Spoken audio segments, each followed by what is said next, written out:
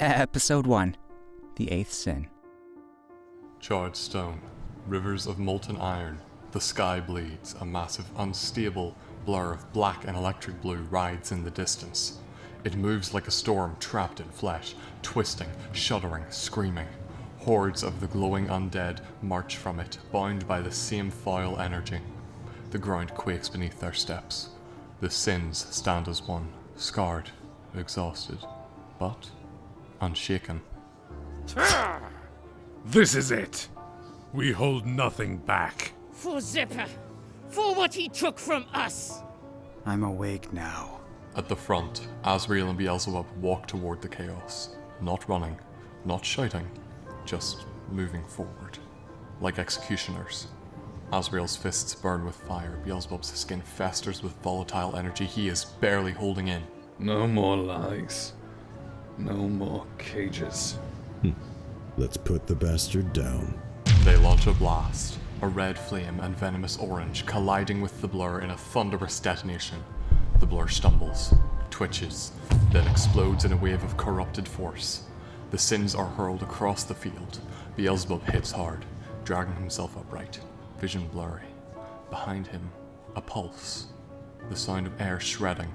He turns, his eyes narrow. What the hell?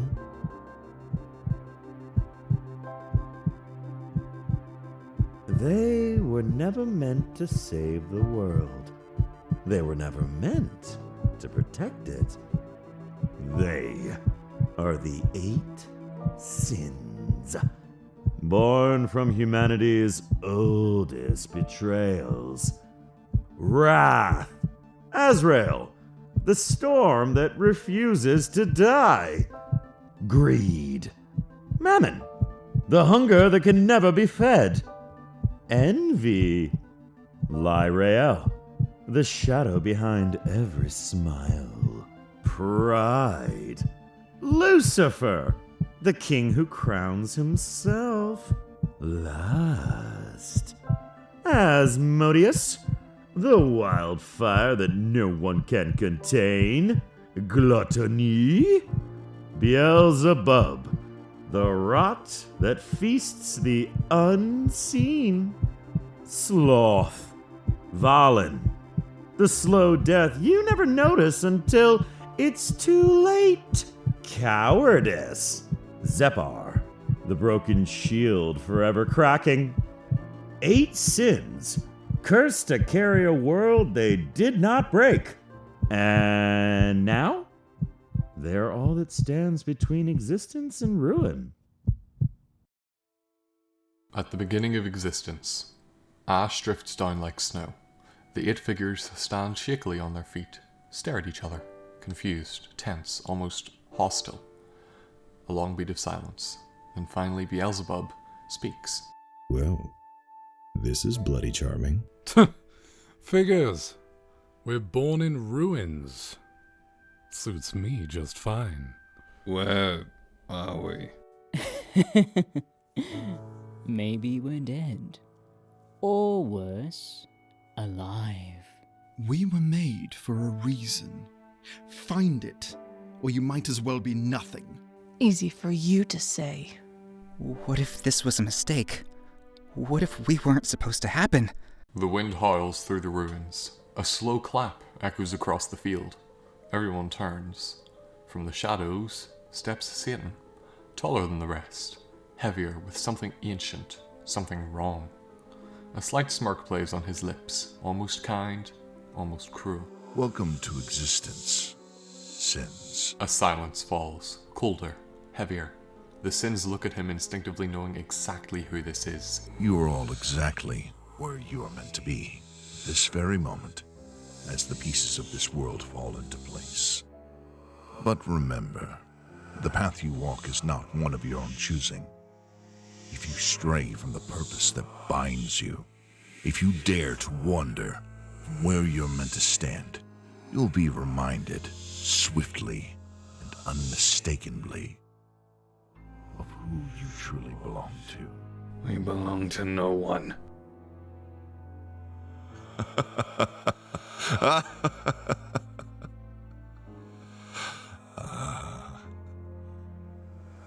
were true, then you would kneel when I command it.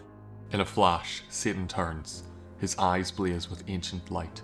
A pulse of raw authority crashes through the room like a tidal wave. Instinctively, every sin drops to one knee against their will, against their pride. Oh, fantastic. We just lost free will. Real nice, Azrael. Don't pin this on me. He's always had this power. You just didn't use it until now. Azrael forces his head up. His gaze meets Satan's without flinching. Stoicism returns like a mask sliding into place. Then answer me this. Why were we created? To balance order. And to sentence the damned to your respective circles. Simple enough. Okay, but balance order. What exactly does that mean? That part isn't your concern. Heya! Me again. So, when the sins were created, they were given a simple directive: be what you are. And they followed that order for most of their lives. Now, to you, that would be an eternity, but to them, just a blink. You see, time moves very differently in hell. While 100 days pass up here, only a single day ticks by down there. So, while we're chilling in the year 2025, only about 20 years have passed in hell. But don't think they were lazy in those 2 decades. Oh no. Hell's got places to eat, twisted hobbies, endless punishments, and yes, they all have their own domains. Azrael came up with that name. It's basically just their version of a house. Very on brand. Over time, the sins grew into their roles, most of them, anyway, but there's one in particular who started asking questions. A certain sin named Zepar. He followed orders. He sentenced souls like he was told to. But being in the second circle meant he didn't get the worst of the worst. He got the liars, the fearful, the desperate. And hearing their stories, it changed something. Zepar began to realize there's not much in hell that can truly scare him. Nothing that can really hurt him. He's immortal after all. But there is this one being who can shatter even that.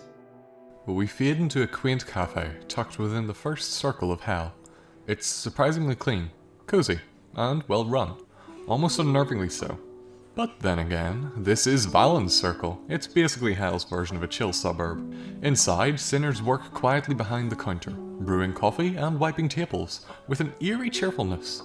A little sign reads, "Welcome to Caffeinated, no rest for the wicked." At a table near the back, Valen slouches half asleep across from Zepar, who's glancing around, mildly impressed. You know, for hell, this place is kinda nice. Mm-hmm. Satan said the best punishment for first circle sinners is honest labor, so they work forever. That's why it's called caffeinated. That's actually clever. You're coming out of your shell. Huh? What do you mean? I mean, you're not really that cowardly anymore. You're just kinda normal now. Oh, yeah. I guess I got more confident after dealing with Mammon and L'Ariel all the time. Yeah, that'll do it. Doesn't that kind of go against the whole, if you dare wander from where you stand? You know, all that dramatic nonsense Satan spoke about? Suddenly, as if summoned by name, Indeed. the world instantly shatters into blackness. The cozy cafe vanishes. We are now in the 9th circle of hell, a void of cold, silent malice. Satan, I was just... You had one rule. Just one. Be the coward balance the scales. But you defied the only thing I ever told you not to. I'm sorry. I hated being... Being what? Weak, mocked, disposable? You should have thought of that before you tore apart the very design of this universe. What do you think happens when an angel chooses to disobey their nature? Angels?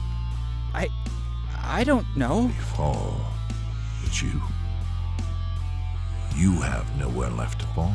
The ground beneath Zepar ignites. Blue flame erupts in a circle, curling upwards. Wait, no! Please! You are no longer Zepar. Zepar's body begins to deteriorate. Chunks of his form flake away into glowing embers, his face unraveling pixel by pixel, flame by flame. Let him go! Silence, or you'll be next, Belphegor. Belphegor? The flames grow wild. Zepar falls to his knees as blue wisps drift from his burning wounds. His past dialogue echoes in the air like a recording being erased. No! Notice how the second step doesn't scream. I keep track of the soul of the only one who doesn't flinch when I panic. Once you beg, not lie. Makes me wonder if demons can feel shame, or if you're just better at hiding it. Even as the pain consumes him, Zepar manages a faint, peaceful smile at Valen, his one friend, his only witness.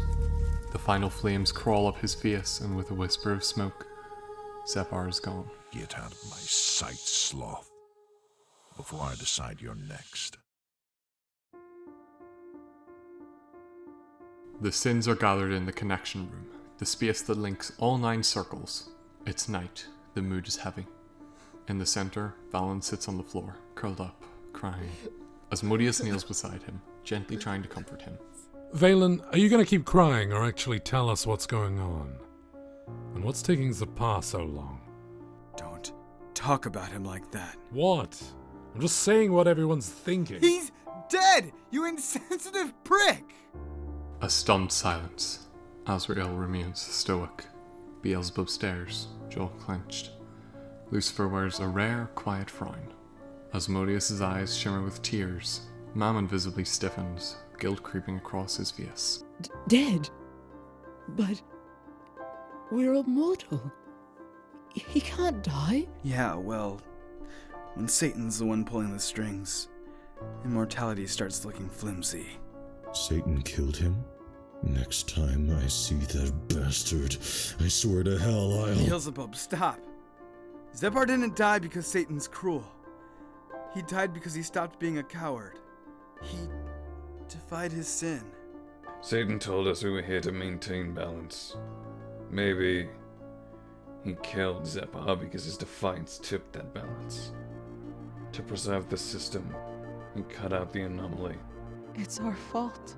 Lyrael, don't do that to yourself. I'm not blaming all of us. I'm blaming Mammon and me. We kept scaring him, pushing him until it stopped working. He didn't fear us anymore.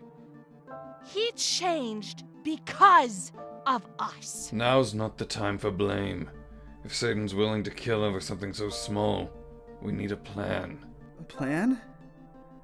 Like what? Pretend? Put on masks and play Satan's little role play? No. Azrael's not telling us to pretend. He's saying we do the opposite. Wait, what are you talking about? To balance scales, you need equal weight on each side. But if all of us go off script, if the whole system tips, then maybe Satan's gonna have to find a new way to balance his perfect little universe. A familiar chill spreads throughout the room. Without warning, Satan walks past Beelzebub, his presence suffocating, as if he'd been there all along. Funny. I think you just gave me an idea. You murderer! Shocking, isn't it? The devil is evil. We can break your order. All we have to do is defy our very being. Tell me, Azrael, can a ball roll with no slope? Cut the damn riddles and speak plainly. All right, then. Without warning, the sins are yanked forward by an invisible force, Their bodies jolt as energy is ripped from them. Their eyes flash, their backs arch. Their essences, the sins themselves, are extracted, leaving them weakened, gasping. You are hereby stripped of your sins. You are no longer embodiments, no longer powers, just people. You don't need us to be sins. If you needed us in our roles, you wouldn't strip us of them. That means what we are doesn't matter. Only that we exist together. Zepar was an outlier, one defying his nature unbalanced your system. But if we all defy, then nothing is unbalanced, because now there's no contrast left to punish. But that begs the question, how did you know this would still keep your balance intact? What exactly are you not telling us? From behind Satan, without a sound or light, as if she merely stepped between the moments of time, Fate appears. Her presence is calm, inevitable, like gravity. The eyes in her mask shimmer with entire galaxies. Former sins. Meet Fate.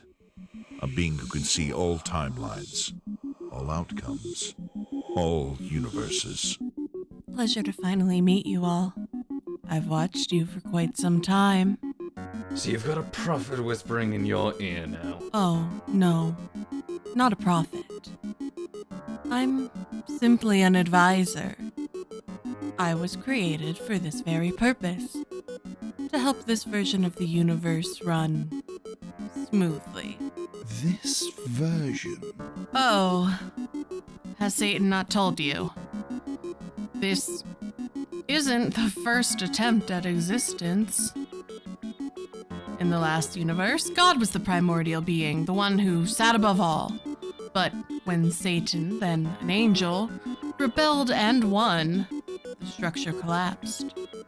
A universe cannot exist without a primordial force at the top, so Satan started over. This reality? His design. But there's a law. The 7 deadly sins must exist, or the foundation crumbles. Then why make 8? Simple. If Satan replaces God, someone must replace Satan.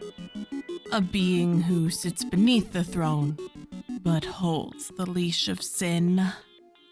Someone who embodies what Satan used to be. She turns. All eyes follow her gaze until it lands on Lucifer. That someone is Lucifer. He is to this universe what Satan once was to the last.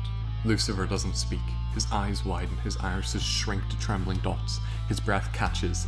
A mirror shatters in his mind. And since Lucifer already embodied pride, we needed an 8th to complete the balance. We chose cowardice. A trait fitting for those unsure of their role in a story too big to escape. Now that he's gone, I expected the universe to tremble. But it hasn't. Curious. A rustle. Then, without warning, Beelzebub materializes behind Fate, brows furrowed, before anyone can react. If you're done monologuing, I'd like to secure my own damn life. He lunges, his hand arcs towards Fate's throat. Snap. A flash of blue light. The skull chained to Satan springs to life, jaws wide, and bites through Beelzebub's right hand. You will never learn. You mock the order I carved from ash and bone, yet demand mercy like it's owed. Then go. Live amongst those you deem beneath you. Be forgotten. Be broken. Be human.